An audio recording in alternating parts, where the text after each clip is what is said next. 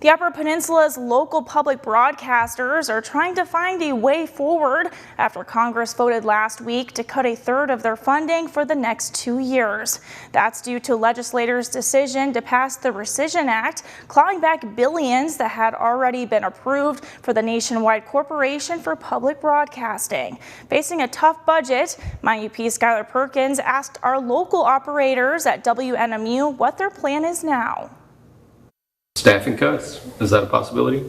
It's not out of the realm of possibilities, yes. About 30%. That's the size of hit to the balance sheet Pat Lakeinen, general manager of WNMU and Public Radio 90, is staring down come fall. It's happening after a May 1 executive order where President Trump commanded an end to funding for the Corporation for Public Broadcasting in an effort to shut down NPR and PBS, accusing both of using taxpayer money to create biased media.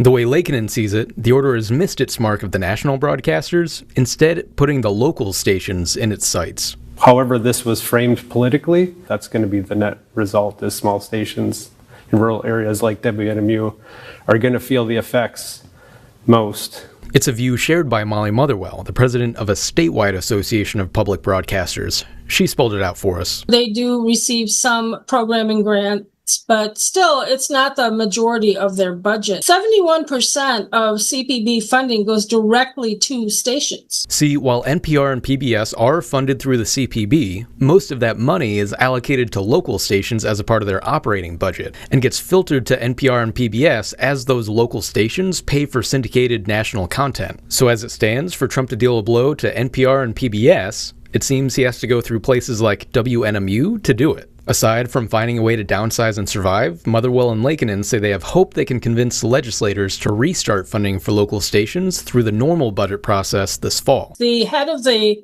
Public Media Caucus in the U.S. House is a Republican representative from Nevada who has said, the door is not closed on this. So we'll see what happens in the appropriations discussions. In the meantime, Lakeinen says WNMU should be able to handle the beating, but not without consequence. We feel confident that we'll be able to find a way forward to navigate through this and come out the other side, albeit looking a little bit different probably. In Marquette, I'm Skylar Perkins for MyUP News.